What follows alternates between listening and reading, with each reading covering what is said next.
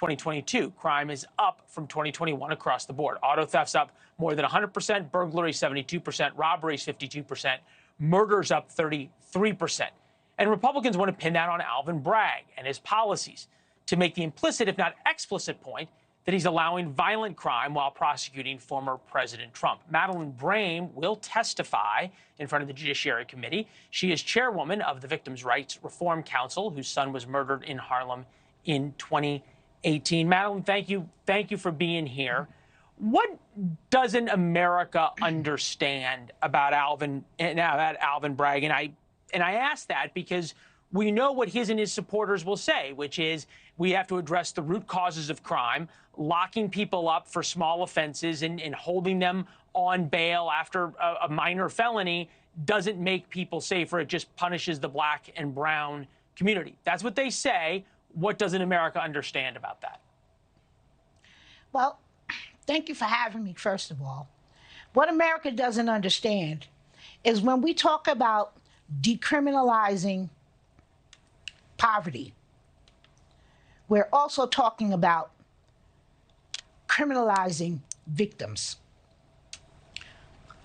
Because criminals are poor that are left and turned back out into the poor black and brown communities where they committed their crime. They're returned back to the same community to commit more crimes. And the people that live in those communities are poor and black. So while we are decriminalizing poverty, we're also criminalizing poverty because there's victims attached to those crimes. There's no such thing as a victimless crime.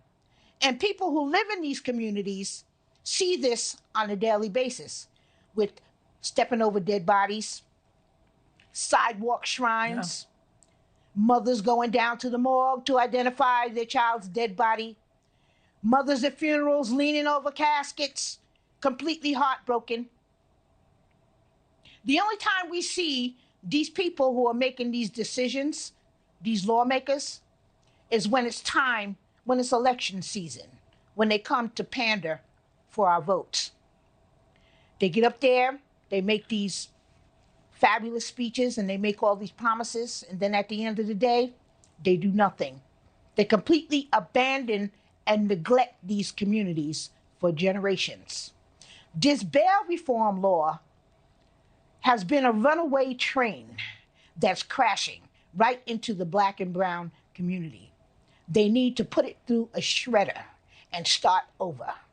It's creating a whole new generation of career criminals and mass incarceration that are going ignored and neglected. And there are victims attached to every single crime.